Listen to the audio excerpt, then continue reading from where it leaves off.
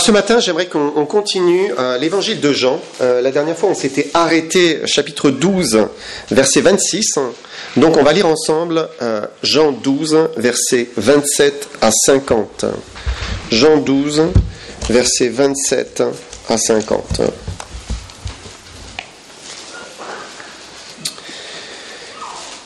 Jésus dit, « Maintenant mon âme est troublée, et que dirai-je ? Père, délivre-moi de cette heure. Mais c'est pour cela que je suis venu jusqu'à cette heure. Père, glorifie ton nom. » Et une voix vint du ciel, je l'ai glorifié et je le glorifierai encore.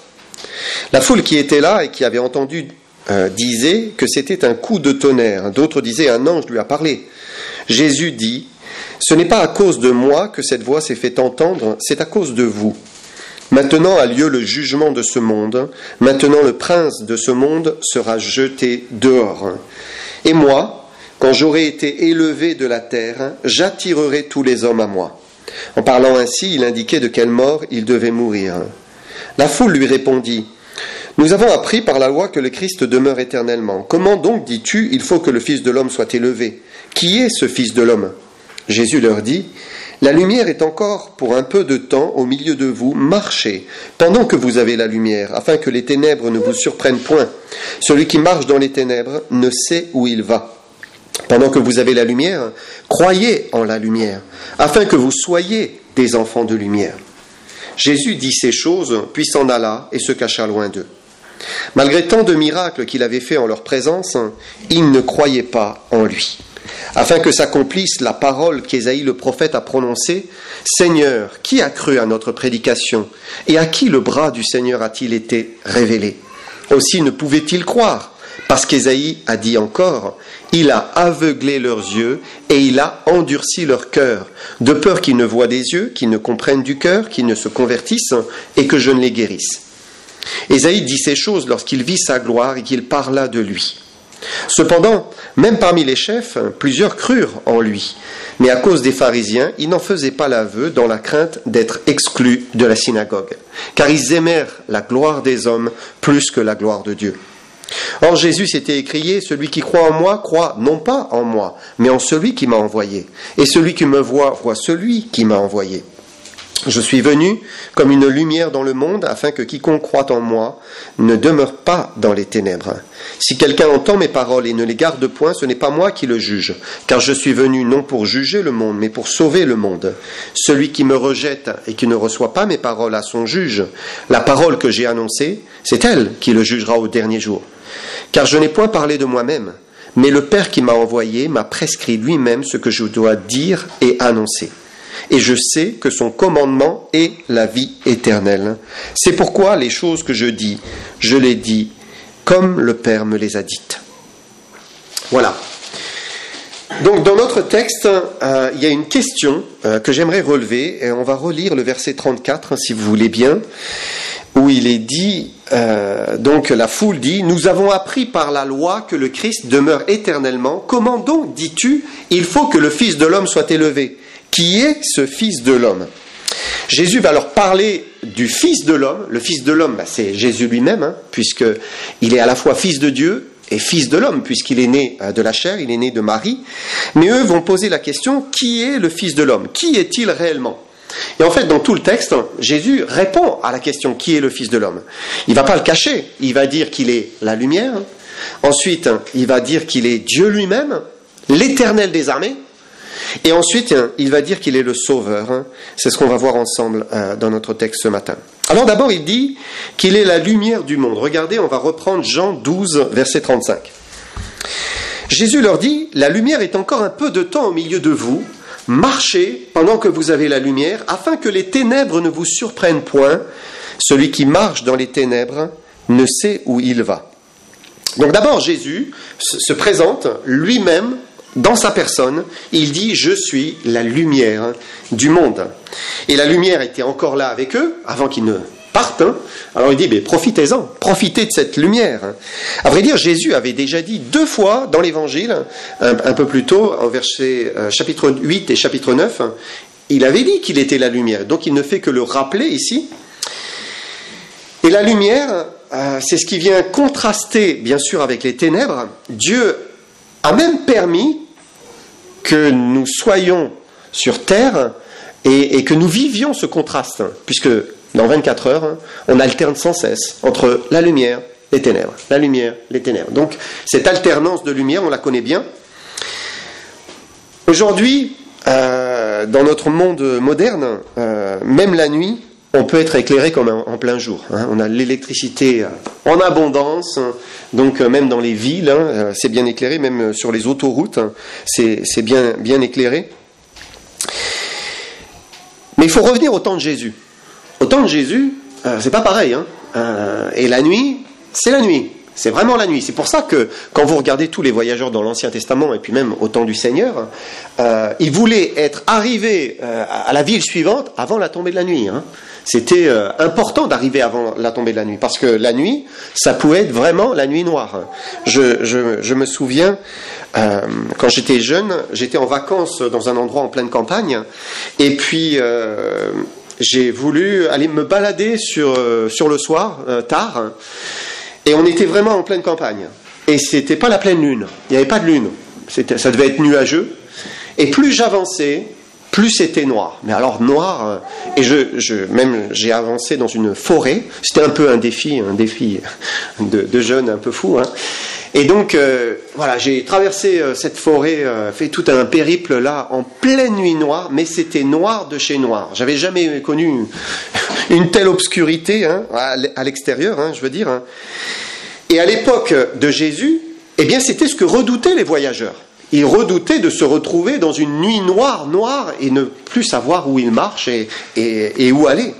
Pas de lampe torche, pas de lampe de voiture, bien sûr, pas de phare. Et donc l'image, elle devait parler à cette foule quand il dit « Marchez pendant que vous avez la lumière, afin que les ténèbres ne vous surprennent point. Celui qui marche dans les ténèbres ne sait où il va. » Et Jésus se présente comme la lumière, venue pour apporter la vérité, pour éclairer notre intelligence, pour nous montrer le chemin. Et ce que dit le Seigneur, il dit « Mais marchez, marchez dans cette lumière, marchez à ma lumière. » Et l'homme a toujours le choix. Soit il reste dans la lumière de Jésus-Christ, la lumière de la parole de Dieu, la lumière de la vérité, ou bien il en sort et il choisit les ténèbres. Et la foule avait le choix. Nous aussi, on a le choix finalement dans nos vies personnelles. Parfois on marche dans la lumière, parfois on marche dans les ténèbres. Ça se concrétise quand, simplement dans le fait de lire la parole de Dieu, on permet à Dieu de nous éclairer. Donc voilà, il éclaire nos vies, c'est ça, marcher dans la lumière. Ou bien quand je dis Seigneur, qu'est-ce que tu veux que je fasse? Je suis en train de chercher la lumière. Je cherche à ce que Dieu m'éclaire pour savoir ce que je dois faire. Quand je prie, je me mets dans la lumière de Dieu. Je montre encore que je désire rester dans cette lumière. Quand je veux obéir à ce que la Bible me dit sur le pardon, sur l'amour, sur la fidélité, sur la persévérance, je veux marcher dans la lumière. Et si je néglige cette lumière, si j'en sors, alors je passe dans les ténèbres. Et les ténèbres, Jésus dit, c'est un endroit où on ne sait pas où on va. Tout s'obscurcit, on ne sait pas où on va. Et là, on prend des mauvaises décisions, on a des mauvaises réactions. Et on prend de mauvaises directions aussi.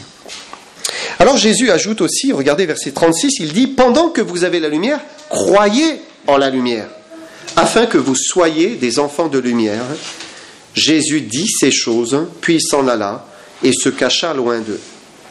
Et marcher comme ces foules bien qui suivaient Jésus, c'était très bien, mais il fallait pas simplement suivre, il fallait aussi croire en Jésus-Christ, croire ce qu'il est, lui faire confiance. Et donc il faut marcher et croire pour être, c'est ce qu'il dit. Il dit marchez et croyez afin que vous soyez des enfants de lumière. Et la foi, c'est vraiment impératif. On ne devient pas un enfant de Dieu simplement en marchant comme Jésus-Christ, en imitant Jésus-Christ, mais surtout en croyant ce qu'est Jésus-Christ. Il est la lumière de la vie et bien plus encore. Et juste après, Jésus va se cacher d'eux. Il vient de leur dire qu'avec lui, eh bien, ils seront en sécurité, ils seront dans la lumière, ils verront clair.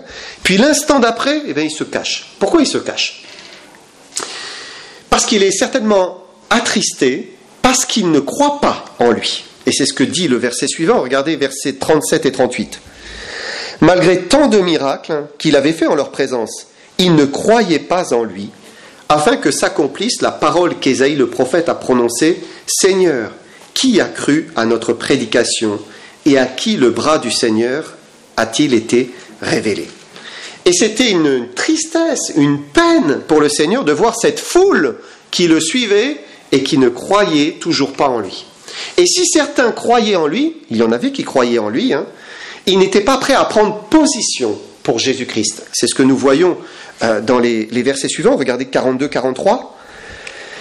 Cependant, même parmi les chefs, plusieurs crurent en lui, mais à cause des pharisiens, ils n'en faisaient pas l'aveu, dans la crainte d'être exclus de la synagogue, car ils aimèrent la gloire des hommes plus que la gloire de Dieu.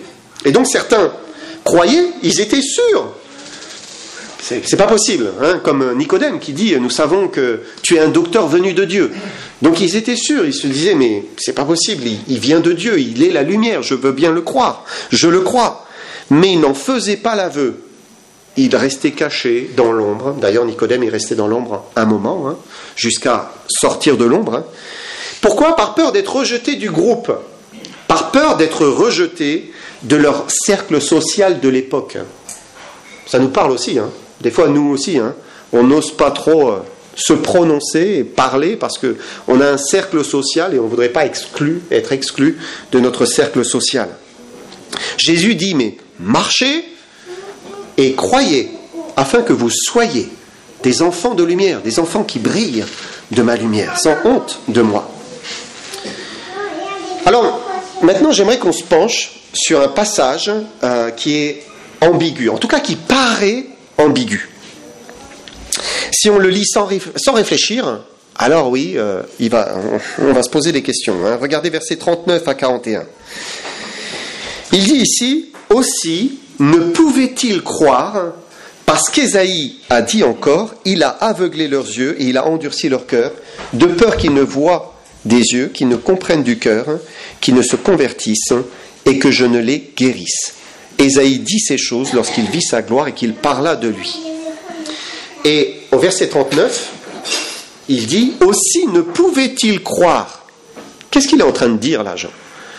Aussi ne pouvait-il croire. Il ne pouvait pas croire. Alors qu'est-ce qu'on comprend logiquement? Ils ne pouvaient pas croire. C'était impossible pour eux de croire. On comprend ça, Ils n'avaient pas la possibilité de croire. Pourquoi? La suite dit, parce qu'il a aveuglé leurs yeux. Il a endurci leur cœur. Et là on se pose la question, mais qui est ce « il » ? Il a aveuglé leurs yeux, il a endurci leur cœur. Qui est ce « il » ? Pourquoi il emploie ce pronom? Et en lisant rapidement, eh bien on est tenté de se dire, c'est Dieu. Ils ne pouvaient pas croire parce que Dieu a aveuglé leurs yeux, il a endurci leur cœur. Donc quelqu'un qui fait une simple lecture comme ça, il arrive à cette conclusion-là, et puis il continue sa lecture. Et puis vous savez ce que ça engendre après comme doctrine. Si on croit ça, eh bien forcément, ça nous mène dans une direction. Mais quand un texte semble dire une chose, il ne faut pas se contenter de ce que l'on pense qu'il dit, mais il faut chercher, étudier, creuser. Et on va le faire courtement ensemble. Qui est ce « il » ? Alors pour le comprendre, forcément, il faut aller dans le texte de l'Ancien Testament, puisqu'il est en train de citer le prophète Ésaïe. Donc on va aller dans le prophète Ésaïe et on va lire le texte dont il parle ici. Donc c'est Ésaïe chapitre 6, et on va lire les versets, à partir du verset 8,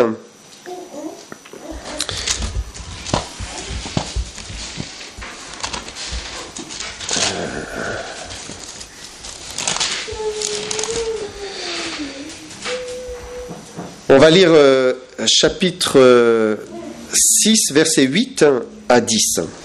« J'entendis la voix du Seigneur disant, « Qui enverrai-je ? Et qui marchera pour nous ? Je répondis, « Me voici, envoie-moi. » Il dit alors, donc c'est l'ange qui dit alors, « Va et dis à ce peuple, vous entendrez et vous ne comprendrez point. Vous verrez et vous ne saisirez point.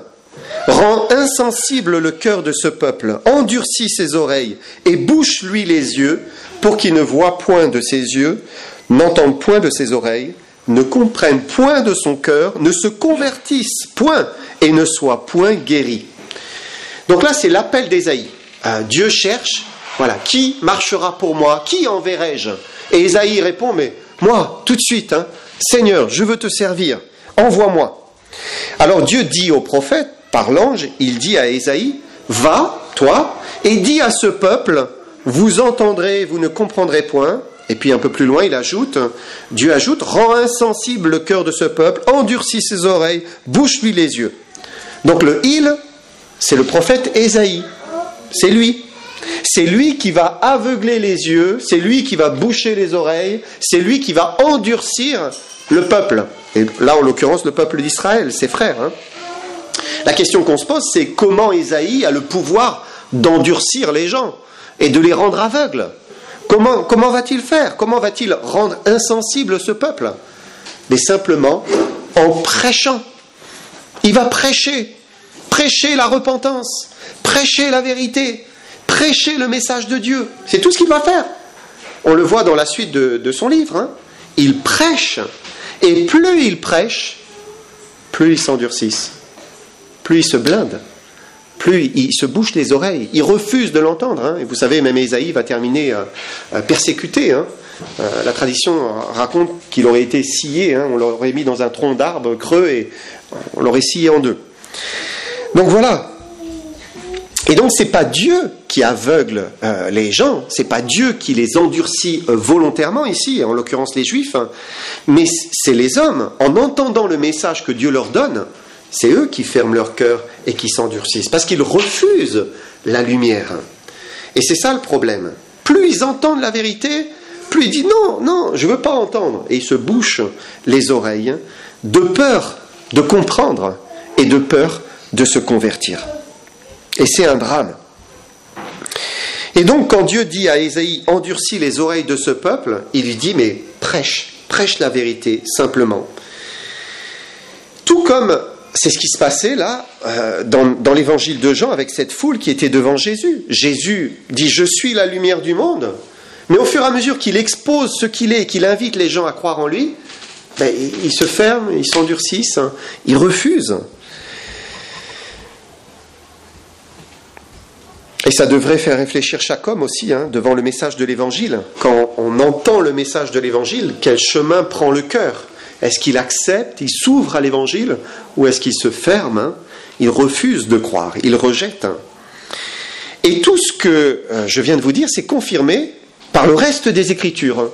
Et ce qui est intéressant, c'est que ce passage qui est cité d'Ésaïe, et qui est cité en Jean, il est aussi cité dans l'évangile de Matthieu, et cité dans le livre des Actes. Et vous allez voir, ça prend une autre tournure quand on lit ces deux passages parallèles. Regardez Matthieu 13, 14 et 15. Matthieu 13, 14 et 15. Donc, il cite de nouveau Ésaïe, mais là, il le cite d'une manière plus juste, avec la compréhension. Et pour eux s'accomplit cette prophétie d'Ésaïe. Vous entendrez de vos oreilles, et vous ne comprendrez point. Vous regarderez de vos yeux, et vous ne verrez point. Car le cœur de ce peuple est devenu insensible. Ils ont endurci leurs oreilles, ils ont fermé leurs yeux, de peur qu'ils ne voient de leur cœur, qu'ils n'entendent de leurs oreilles, qu'ils ne comprennent de leur cœur, qu'ils ne se convertissent, et que je ne les guérisse. C'est très clair. C'est eux. Ils sont responsables. C'est eux qui ne veulent pas voir et se convertir. Et on sait, quand on ne veut pas voir quelque chose, on ne le verra pas. Si on refuse de le voir, on passe au-dessus. C'est fou comme on a la capacité de faire abstraction et de refuser de voir certaines choses. Eh bien, eux, c'est ce qu'ils ont fait vis-à-vis du salut. Et quand vous lisez Actes des Apôtres, à la fin du livre des Actes, l'apôtre Paul est en train de parler aux Juifs, il est en train de prêcher. Et puis, il termine sur ces paroles-là. Il dit, mais voilà, c'est triste, mais c'est vous qui refusez de recevoir le message. Et donc c'est pour ça que Jésus s'est retiré, il s'est caché d'eux, parce que leur cœur ne recevait pas sa parole, ils ne recevaient pas sa lumière. j'aimerais revenir à cette question. Qui est ce Fils de l'homme? Donc on a vu qu'il était la lumière. Maintenant on va voir qu'il est aussi l'Éternel des armées. Jean 12, verset 41. Vous pouvez garder dans votre main dans Ésaïe, si vous l'avez pris, et Jean 12, verset 41. Un verset important, il est dit, Ésaïe dit ces choses lorsqu'il vit sa gloire, et qu'il parla de lui. Donc, l'apôtre Jean nous révèle qu'Ésaïe a dit ces choses lorsqu'il vit sa gloire, qu'il parla de lui. De qui parle-t-il ? En fait, quand vous regardez le contexte, il est en train de parler de Jésus. Il ne parle que de Jésus dans tout ce texte.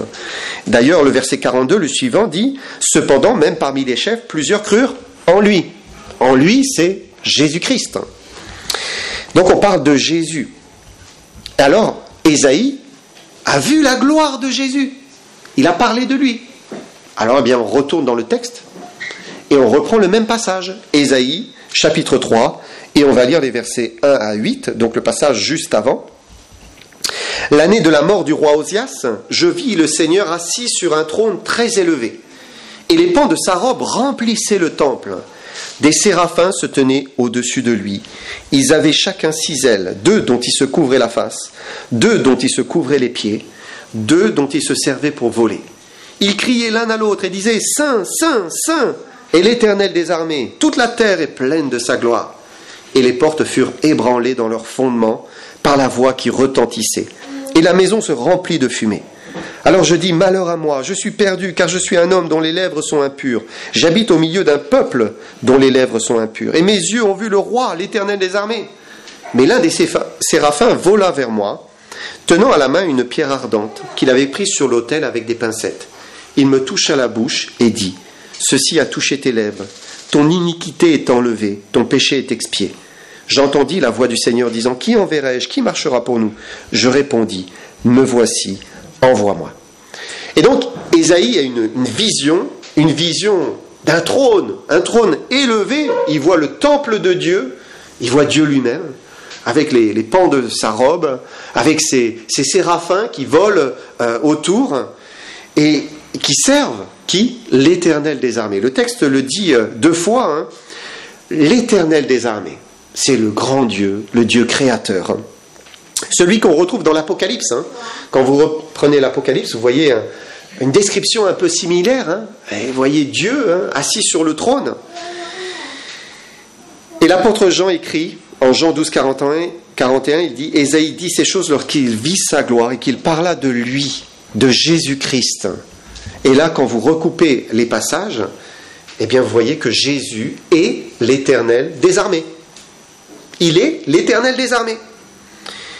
Et c'est un passage qui nous montre que le Père et le Fils, ils ne font qu'un. Ils sont ensemble. Et lorsque l'un est présent, l'autre est là aussi.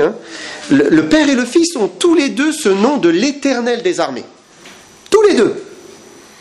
Certains diront, ah non, non, non, non, non.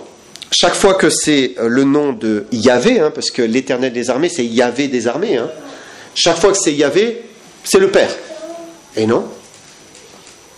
Quand c'est Yahvé, c'est aussi Jésus-Christ. C'est aussi Jésus-Christ. Et j'aimerais prendre un autre passage qui le démontre clairement. C'est Zacharie, chapitre 2, verset 8. Alors je vous demande de bien faire attention, essayez de vous réveiller si vous êtes en train de vous assoupir, pour bien comprendre le texte. Regardez ce qu'il dit. Il dit, car ainsi parle l'Éternel des armées. Qui parle? L'Éternel des armées. D'accord? C'est lui qui parle. Et il dit, après cela viendra la gloire, il m'a envoyé vers les nations qui vous ont dépouillé, car celui qui vous touche, touche la prunelle de son œil. Celui qui parle, c'est l'Éternel des armées. Et que dit-il? Il dit que quelqu'un l'a envoyé. Quelqu'un a envoyé l'Éternel des armées vers les nations. Et regardez le verset suivant, verset 9.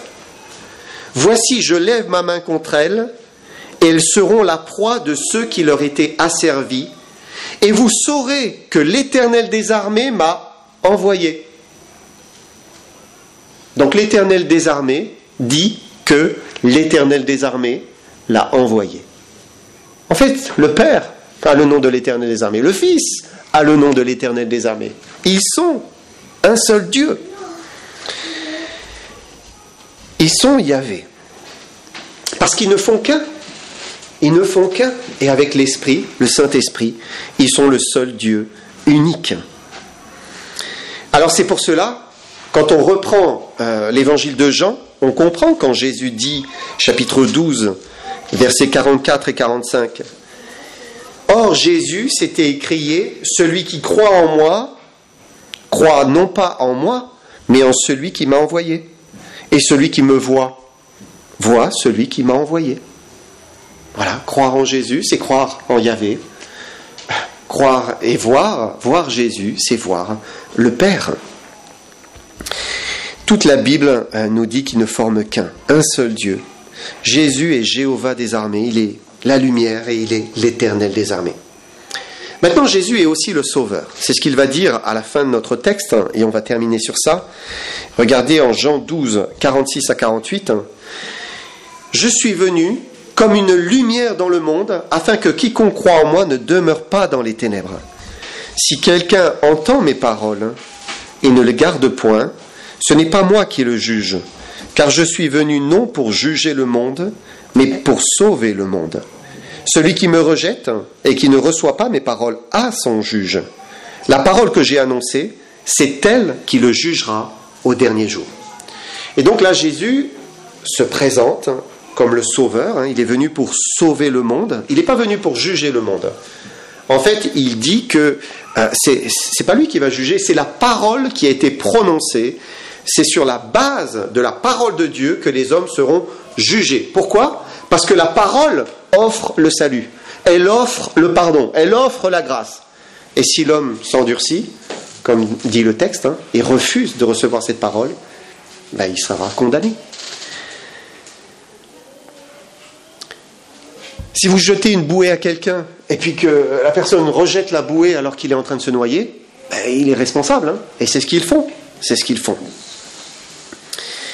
À chaque fois que l'homme rejette, s'endurcit, il devient responsable lui-même de son propre rejet, en fait. Jésus est venu pour sauver, et sauver tous les hommes, c'est ce qu'il dit verset 32.